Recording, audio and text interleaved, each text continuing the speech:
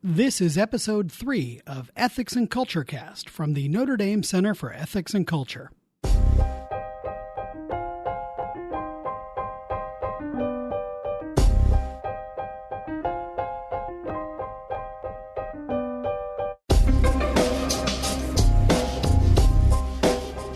Welcome to episode 3 of Ethics and Culture Cast from the Notre Dame Center for Ethics and Culture.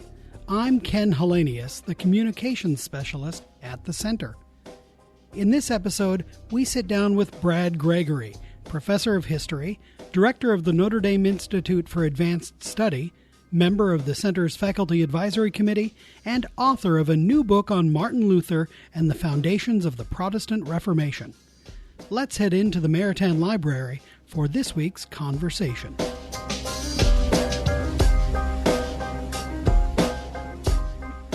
I'm here today with Brad Gregory of the Center's Faculty Advisory Committee. Brad is the director of the Notre Dame Institute for Advanced Study and the Dorothy G. Griffin Professor of Early Modern European History at Notre Dame, where he has taught since 2003. He specializes in the history of Christianity in Europe during the Reformation and on the long-term influence of the Reformation era on the modern world. He has written or edited several books, including Salvation at Stake, Christian Martyrdom in Early Modern Europe in 1999, Seeing Things Their Way, Intellectual History and the Return of Religion, 2009, and The Unintended Reformation, How a Religious Revolution Secularized Society in 2012. His most recent book, Rebel in the Ranks, Martin Luther, the Reformation, and the Conflicts That Continue to Shape Our World, was published by HarperCollins in September 2017 and will be the subject of our conversation today. Outside his study in the classroom, Professor Gregory is an avid road cyclist and sings bass in the Notre Dame Basilica Scola. He is a sports-loving calligrapher who appreciates fine food and good wine, and now I'm really sad I didn't bring us a glass here today. But Professor Gregory, thank you. Welcome. Thanks so much. Thanks for having me on the program. Well, tell us a bit about yourself. How did you come to Notre Dame? So I've been at Notre Dame as a faculty member since 2003, came in the fall of that year and started teaching in January of 2004. But the real important introduction or substantive introduction to Notre Dame that I had was a semester I spent the previous year, the spring semester of 2002, as a visiting faculty member. I was on the faculty at that time at Stanford University in California. I had just the year before that, in 2001, got early tenure at Stanford, so I could have stayed at Stanford if I wanted to, let my skin get all wrinkly like a raisin from the California sun. But instead, it took just a few months here at Notre Dame, and seeing the extraordinary offering of restaurants and other cultural amenities of South Bend over the Bay Area. Of course I'm kidding. What really caught me and really impressed me when I came to Notre Dame was that this was a place that was both seriously and substantively Catholic. Mm-hmm. And it was also bidding and wanted to become a great world research university. And that was an intoxicating and a really appealing combination. One thing led to another, and the next year there was a job search in my field in the history department, mm-hmm. and I applied for that position and was offered the job, and I think probably stunned, in fact I know I did, stunned my colleagues at Stanford that I would choose to leave Shangri-La in Palo Alto for the wilds of a term I didn't even know until I came to northern Indiana, Michiana. So, yeah. But that's the short version of the story. And what do you teach on a regular basis? I teach both graduate and undergraduate courses. I teach a graduate seminar usually every year that's focused on some aspect of Reformation history broadly construed. So not only the Protestant Reformation, but let's say Christianity in the Reformation era. Mm-hmm. So European Christianity, the Latin world. I don't do Eastern Orthodoxy. I don't have those languages and that expertise. But both Protestantism and Catholicism, starting in the late Middle Ages and running up into through the 16th and up into the 17th century. So I do graduate courses on different topics that are really usually quite focused and scholarly intensive. And then I teach a range of different undergraduate courses as well. I've taught courses on Christianity in the Reformation era as a whole. I've taught lecture courses on the Catholic Reformation specifically that I developed for here at Notre Dame. I also teach a course based on one of the chapters in the book that you mentioned before, one of the ones you mentioned before, The Unintended Reformation, a course called Christianity, Commerce, and Consumerism, The Last 1,000 Years. Which is basically about the very long-term transformation of how a religious tradition, Christianity, in which greed is one of the 7 deadly sins, over a very long period of time and in complicated ways, gave rise to the most consumerist societies in the history of the world. And I tell the students at the beginning of the semester, that's the question we're going to try to answer over the course of these 16 weeks. And it makes them squirm because in a certain sense they are being asked to question and think about where do these practices and attitudes that they take for granted at the same time, of course, that many of them are Catholics or other Christians. And I remind them of all those New Testament passages about, camels passing through the eye of a needle and the parable of the rich young man and many others besides. And we try to understand that together. So those are some of the classes that I teach.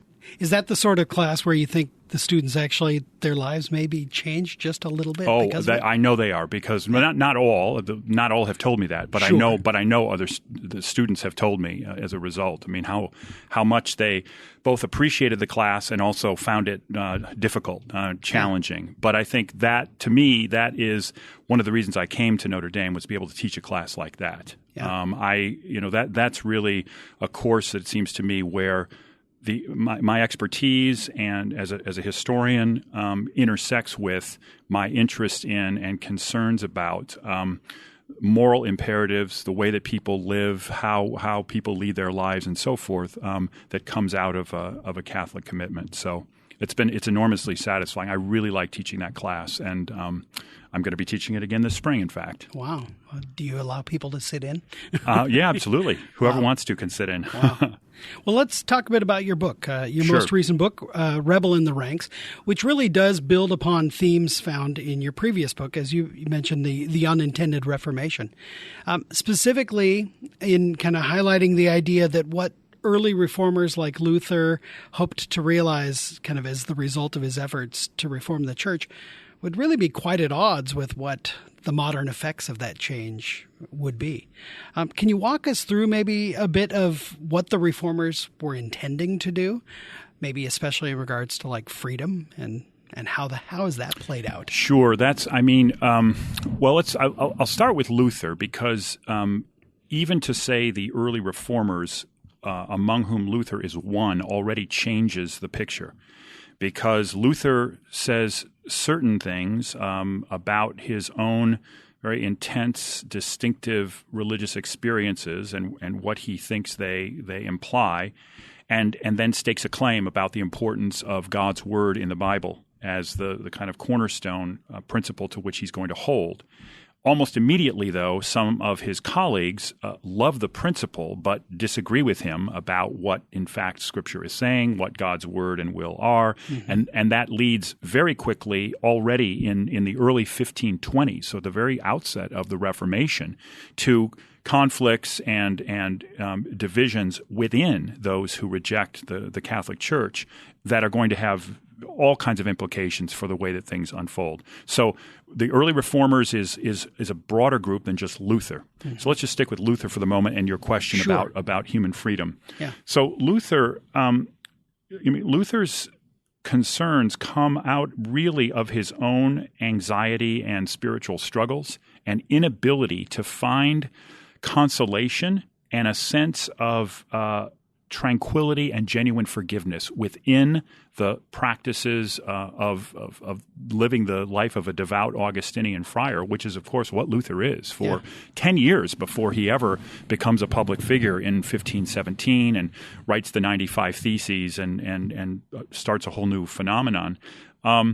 Luther is absolutely conscientious, super introspective, very devout, keen to try to live the life of monastic life, the life of a friar, as rigorously as he can. And he finds that the more he introspects and the more he puts himself through kind of ascetic paces of self-discipline and introspection and confessing his sins, the less he is able to find the peace that he seeks. That is really the kind of existential underpinning for what is going to become his vision of a different way in which Christians stand before God, in the way in which they experience God's grace, the experience of forgiveness, repentance, all of it. It intersects with the way in which he is dissatisfied and concerned initially that a lot of lay Christians are being misled because of misunderstandings and mischaracterizations by indulgence preachers about what exactly is at stake in Christian repentance, contrition, forgiveness, and so forth. And so his existential misgivings, if you will, about the church's practices and theology of penance and confession intersect with a pastoral concern about lay Christians being misled. And that's the kind of the brew that comes through. Yeah. I'm going to skip over. I'm not going to give you the whole narrative here. No. But by the time Luther writes his the gist of the matter is this. Whereas it was assumed in late medieval Christianity, although never specifically articulated, that Christians had to make some kind of effort, some kind of contribution to their own salvation. You couldn't save yourself. God's grace is always necessary in late medieval theology as well. It was assumed that you had to do something. You had to respond. You were not simply a kind of the passive vehicle for God to impose his grace on you and do it all, as it were. Yeah. Luther thinks that is how God's grace works, and that's how it has to work. He's so convinced about the utter depravity of human nature as a result of the fall that we can't make any effort or contribution to our own salvation, and the recognition of that is the very beginning of what genuine Christian life is. God does it all. God saves you all at once. And out of gratitude for this unmerited gift of salvation, you will become, as it were, a kind of good works dynamo. So what was channeled into an incremental contribution to your own salvation, on the basis of which you hoped at the end of your life God was going to give you the thumbs up, and it's certainly not the thumbs down, but maybe the thumbs sideways, and you would go to purgatory. Yeah. Luther says it's all done already in this life. God's gift of grace is immediate. It's dependent on your recognition of just how sinful you are, and as a result of that, you are free. Here's where freedom comes in, to serve your neighbor in love without anxiety about how is this contributing to my salvation or not. So it's really about a different understanding of God's relationship to human beings, a different way in which God interacts with and saves human beings, and how the relationship of one's faith is related to freedom. But for Luther, freedom is a very paradoxical freedom. He describes it as being bound. I mean, it's basically a kind of joyful slavery to service to others without counting the costs, without worrying about how is this going to benefit me or is this going to be helpful or not. His point is, hey, once you're saved, what else matters? Really nothing. So put yourself completely at Christ's disposal. That's how it's supposed to work. It's a kind of selfless, constant, bound freedom to serve others as a result of your sense of certainty that God has saved you. Well, now I think about, of course, Saint Francis, right? Called himself the slave of God. Exactly. I mean, so this is not a brand new kind of image. No, certainly not. And many of the things that Luther says can be found and there are antecedents for in the Christian tradition before. He certainly draws on certain aspects in Augustine's theology in particular, the extent to which particularly the old Augustine, the late Augustine, emphasizes the extent of human sinfulness, the need for God's grace, and so forth. So not only that, but others in the medieval tradition as well. Bernard of Clairvaux, for example, is an important influence on Luther. So there's certainly antecedents in that regard. There are also many of people concerned with reform in the church before Luther. I mean, this is not something that he just came along and saw all these problems and thought we really need to do something about this. Yeah. People have been aware of that literally for centuries before. What really makes the difference is that when push comes to shove, Luther is insistent on what he regards as his key cornerstone insight. and thinks this is not just one sort of theological option within the church. It is the cornerstone and the keystone. And to the extent that the papacy and the defenders of the papacy are opposing it, they really are opposing the recovery of and rediscovery of the heart of the gospel itself. And by the way, I figured out how to write these popular theological and religious treatises that are really provocative, and I'm going to do it in the vernacular language, German. I'm a really good writer. And within 3 years, Luther goes from being essentially unknown. In the middle of 1517, there are very few people who even know who Martin Luther is, aside from his Augustinian confreres and the people who happened to come in contact with him in the few towns in central Germany where he'd grown up and been a friar and a student. By 1520, Luther is the most published author since the invention of the printing press in the 1450s. Almost 300 editions of his works are published in the year 1520. Wow. In 1516, there was one. Huh. So it's utterly unlike anything that's ever been seen before. He is all of the bestseller charts. He's all over the bestseller charts. Yeah. I mean, Luther is responsible for something like 1/5 of all the publications published anywhere in Germany during the decade of the 1520s. Are published by Martin Luther. Wow. He absolutely kind of dwarves everyone else who's publishing at the time. He's the first we would say Luther's the first author who went viral. Well, you made reference there to there being other currents of awareness in the church that we need to reform. We have things, got to get our house in order in a way. Certainly some of the questions raised by Luther and his fellow early reformers, as we'll just use that as a catch-all phrase here, did lead to reforms within the church, certainly as a result of the Council of Trent. And I know, as you mentioned, you teach a class kind of on this too. Right. So were there teachings that were originally proposed by these reformers that the church did officially embrace, in contrast to the ones that we know were declared anathema? Right. So the Council of Trent is, of course, the important Catholic Church Council that meets in the 16th century, meets in 3 discrete time periods, starting at the very end of 1545 and then concluding in 1563. And there are really 2 main goals of the council. The first is the condemnation and eradication of heresies. So it is deliberately to articulate, to find in the writings of Luther, Calvin, Zwingli, other reformers, religious claims, doctrinal claims that are regarded to be incompatible with Catholic orthodoxy and to condemn them. Mm-hmm. The other thrust and goal of the council is what they refer to as the reform of morals. So that's, lots of problems within the religious orders, difficulties in the way in which, for example, there had never been, prior to the Council of Trent, seminaries for the training of priests. I mean, to become a parish priest was really a kind of catch-can policy and practice that sometimes is basically just apprenticing yourself to a guy and learning the Latin prayers adequately enough to be able to say the Mass. So there was the idea that priests should be well educated, they should be formed. I mean, clerical formation, all of that is a result of the Council of Trent. Now, to your question specifically about teachings, the Council of Trent doesn't take up, I've thought of it in quite exactly this way, but to the best of my knowledge, doesn't take up any of the teachings of the reformers in terms of doctrines.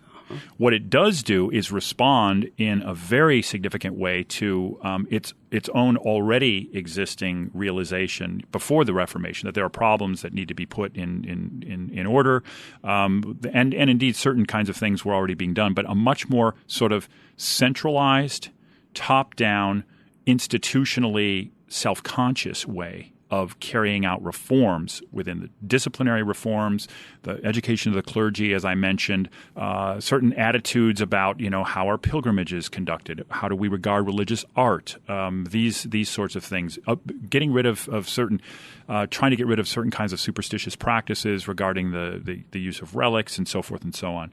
Those kind of things are I think, to a very large extent, their self-consciousness, their deliberateness, deliberateness, their centralization are really a result of the challenge of the Reformation.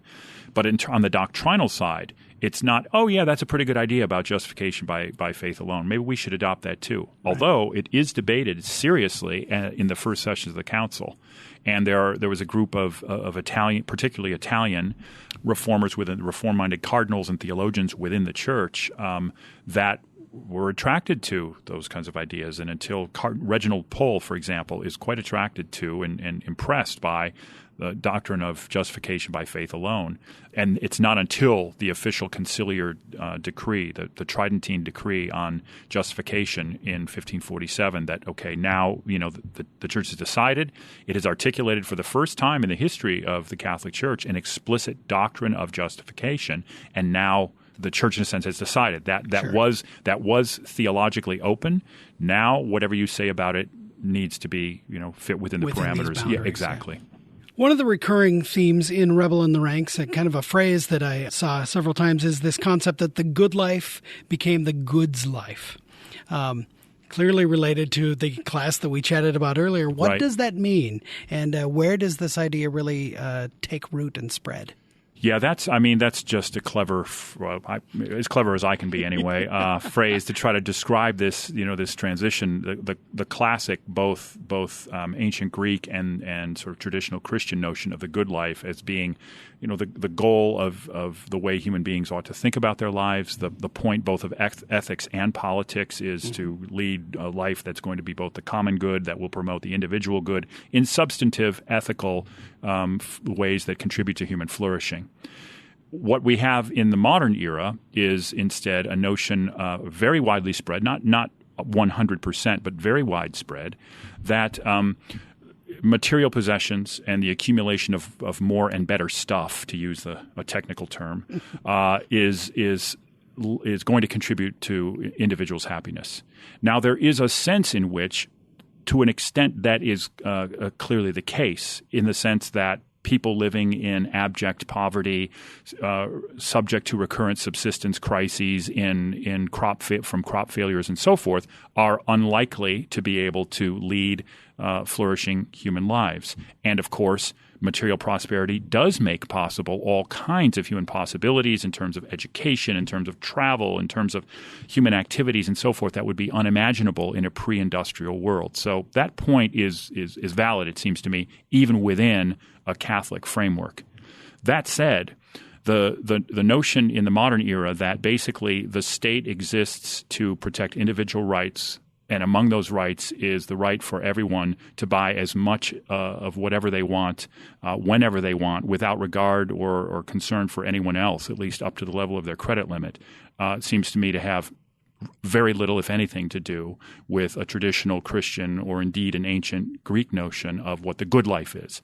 So we moved from the good life to the goods life. Mm-hmm. And people won't be surprised to learn I'm a Reformation historian, so I think, not just because I'm a Reformation historian, but especially because of that it is the religious disagreements and the conflicts, the unresolved conflicts of the Reformation era, the 16th and the first half of the 17th centuries, that really are the key precipitant for the first real innovations come in the Dutch Republic, the Golden Age Dutch Republic, the era of all those beautiful still life paintings and of Rembrandt and Vermeer, making these extraordinary paintings, and of the Dutch becoming the first kind of global commercial empire.